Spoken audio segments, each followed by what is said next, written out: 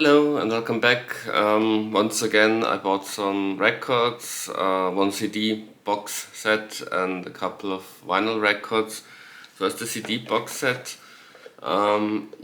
This the greatest hits of the 60s, 8 CD box set.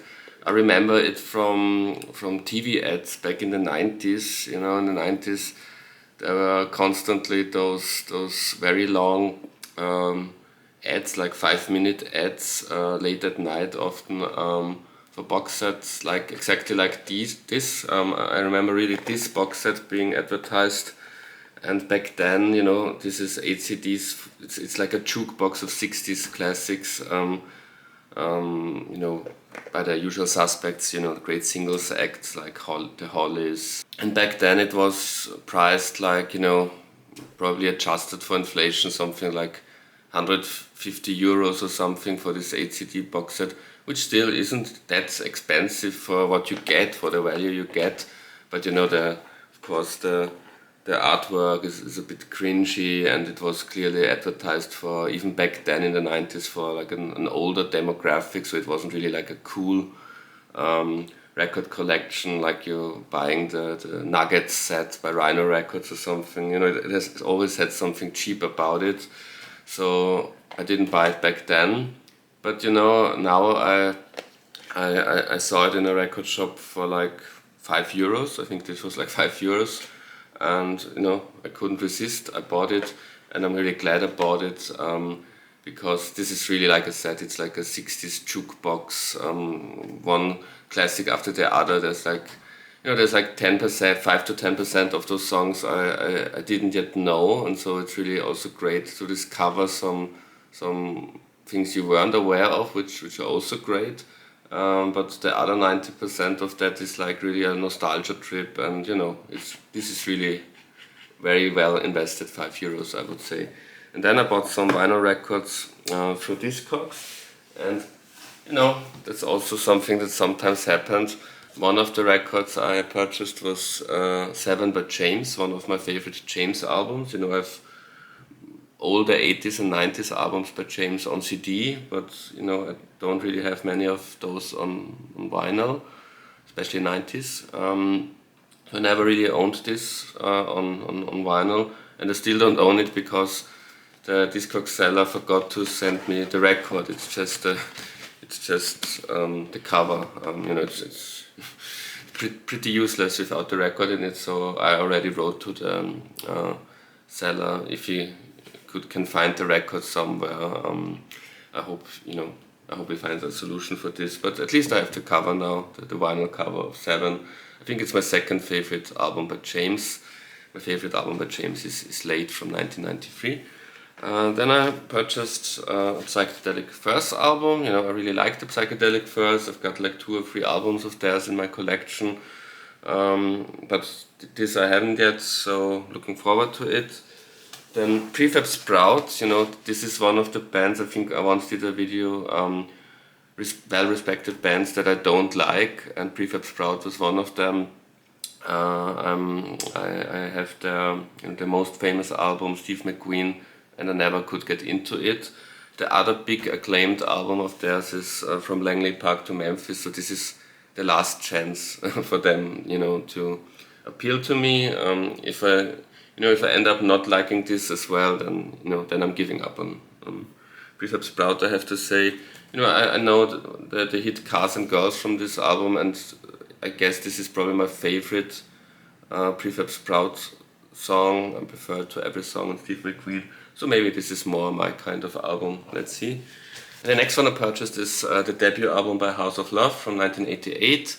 The reason why I looked for this album and purchased it was a video by Ross Goodell. I think it was the best albums of 1988, or my favorite albums of 1988 by Ross Goodell, and this ended up being his #1 favorite album from 1988. I always wanted to get into the House of Love. Usually I'm a fan of many Creation Records acts, and so I finally give it a try. Usually the things that Ross likes are often things that I like as well. We have kind of similar taste in music, although I think he's a Prefab Sprout fan. maybe from Langley Park to Memphis. Is this also from 1988? Yeah, so I'm pretty sure this was also in his ranking of the best albums of 1988. So those are like two albums I bought, like recommendations by Ross Goodall in a way. So we not always have the same taste in music, but House of Love, I'm really looking forward to it. Then I bought Gang of Four, Songs of the Free. Another band like Prefab Sprout that I never really was a fan of. The songs I know by Gang of Four, this kind of funk, whatever you wanna call it, danceable punk from the early 80s, post-punk. No, it's not really my type of thing often, but this was quite a bargain, so I purchased it. Then the Fats Domino Story, double best of album. I don't think you can really do anything wrong with that. Will be great songs, I guess. Then with this record, the seller didn't forget to put the record in there. So this is the 1990 album by James, Gold Mother.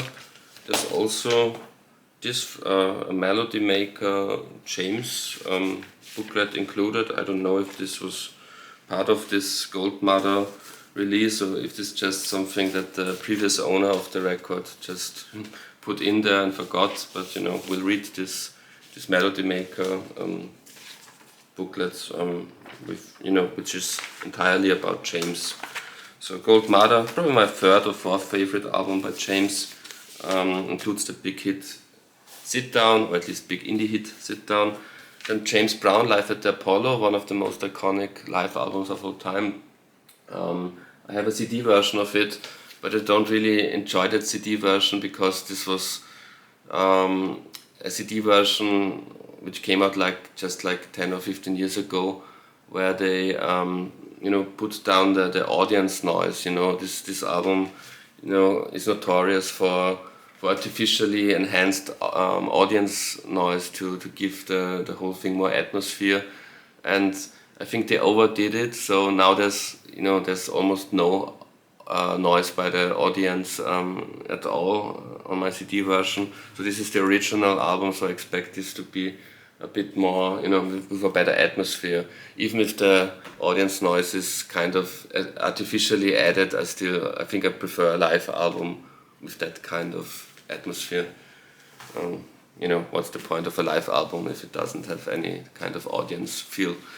Another live album, the Italian singer-songwriter Umberto Tozzi. I've been to Italy a couple of months ago, so maybe inspired by that, I have this live album by Umberto Tozzi. And then one of my favorite 60s, also early 70s British weird psych folk bands, the Incredible String Band, probably my favorite of this very narrow subgenre. Looking forward to it, and yeah, those are my latest record purchases. Thank you very much for watching. Until next time, goodbye.